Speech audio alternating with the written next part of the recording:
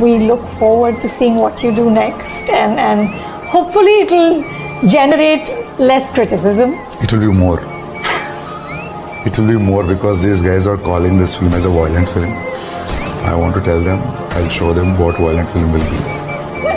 Sandeep, surely that's not how you create as an artist. It's not that. I mean, now I'm curious how these guys are going to react.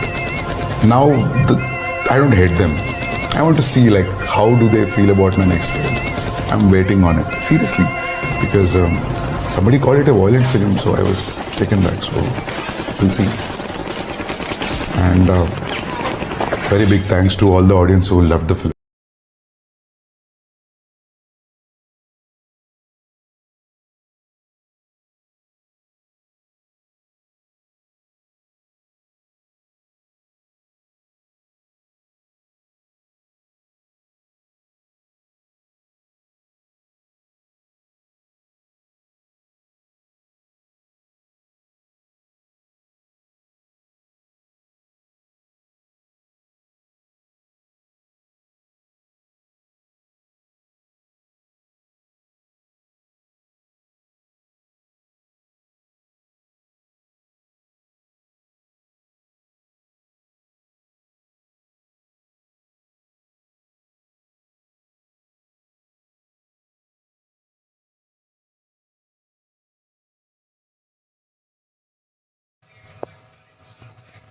Hello friends, welcome to life and more.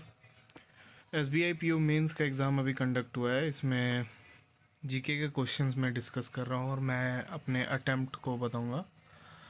GK के questions कुछ इस तरह थे। Master card के लोगो का पूछा था कि वो कौन कौन से 2 कलर्स हैं जो गोल बना हुआ रहता है, उसका पूछा था।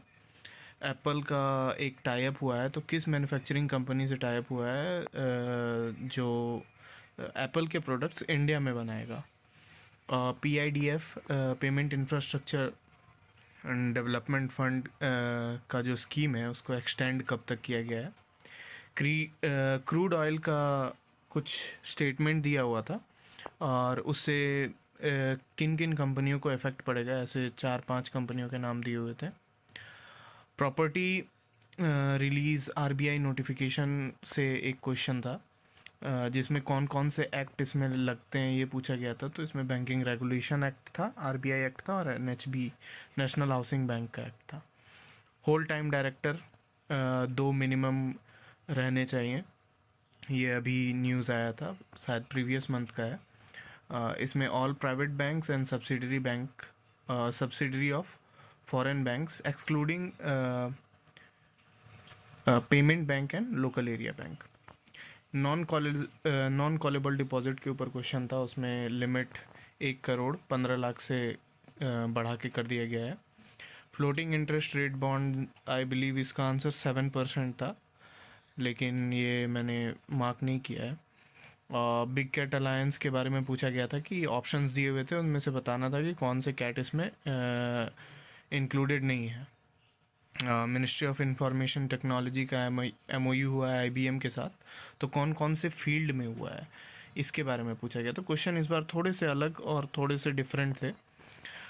इंडिया और नेपाल में के बीच में अगर रेमिटेंस अमाउंट भेजना है तो ये 2,50,000 2 लाख अगर सेम बैंक है और 50,000 अगर डिफरेंट बैंक्स है। मतलब अगर इसमें मान लीजिए SBI to SBI भेज रहे हैं तो 2 लाख तक भेज सकते हैं। अगर मान लीजिए दूसरा बैंक है और उसको दूसरे बैंक में भेजना है तो 50,000 तक भेज सकते हैं। वीज़ा फ्री कंट्रीज़ के बारे में पूछा था, जिसमें थाईलैंड, श्रीलंका, कंबोडिया और सूरीनाम है। इसमें पूछा था कि कौन सी फ्री वीज़ा कंट्री है अभी इंडिया के लिए। गोल्डन पीकॉक अवार्ड अभी मिला था, तो उसके लिए उसका प्राइज़ मनी पूछा गया था।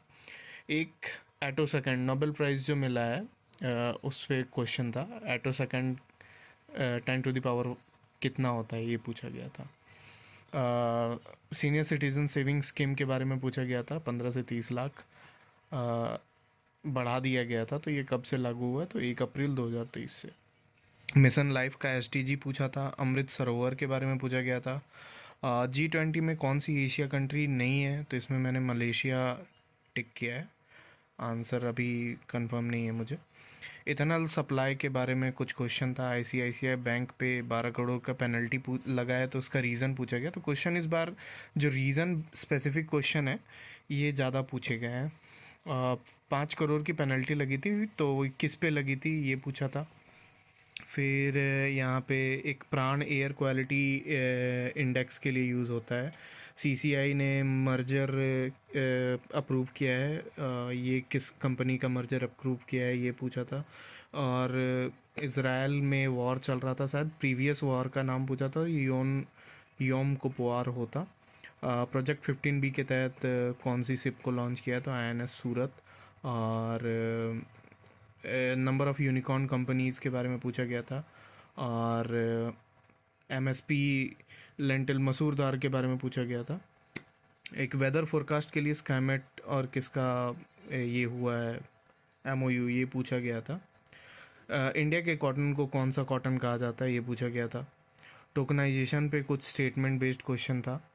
क्रिप्टो करेंसी अडॉप्शन में टॉप 3 कंट्रीज़ में कौन कौन सी आएंगी, इसमें ऑप्शंस थोड़े अलग थे। मिनिमम कैपिटल फॉर फॉरेन री इंश्योरर ये पूछा गया था, तो 50 करोड़ होगा। पुअर एयर क्वालिटी इंडेक्स किसे कहते हैं, तो मतलब उसका रेंज पूछा था। एनुअल फाइनेंशियल स्टेटमेंट आर्टिकल 112 दिया गया था, उसमें पूछा था कि किससे रिलेटेड है, तो ये बजट से, एनुअल फाइनेंशियल स्टेटमेंट से रिलेटेड है। बेनिफिशियल ओनर के बारे में पूछा गया था। ये एक्चुअली मुझे क्वेश्चन अच्छे से याद नहीं है। इको मार्क पे स्टेटमेंट बेस्ड क्वेश्चन था। 2 ट्रिलियन का टारगेट 2030 है। और डिसइन्वेस्टमेंट टारगेट जो बजट में दिया गया था उसका पूछा था, तो उसमें 51,000 करोड़ होगा। तो ये लगभग 30 या 35 क्वेश्चन मैं याद कर पाया हूँ। और हालांकि मैंने अटैम्प्ट ज़्यादा किया है और इसमें गैस वर्क है, तो देखते हैं। ये मेरे अटैम्प्ट्स हैं। मैथ में मैंने 5 क्वेश्चन किया है, रीजनिंग में 8, GA में 40 और इंग्लिश में 32 क्वेश्चन अटैम्प्ट किए हैं। Total I believe 85, I think, हाँ 85 क्वेश्चंस मैंने अटैम्प्ट किए हैं। हालांकि अब रिज़ल्ट पे डिपेंड करता है। और इस बार का SBI PO मेंस अभी कह रहे थे कि टफ़ है, हालांकि पिछले साल कह रहे थे टफ़ है, इस साल का और भी टफ़ आया है। बाकी देखते हैं, और भी रिज़ल्ट्स आने वाले हैं, आगे बने रहिए और ज़रूरत पड़ेगा तो रिज़ल्ट्स अगर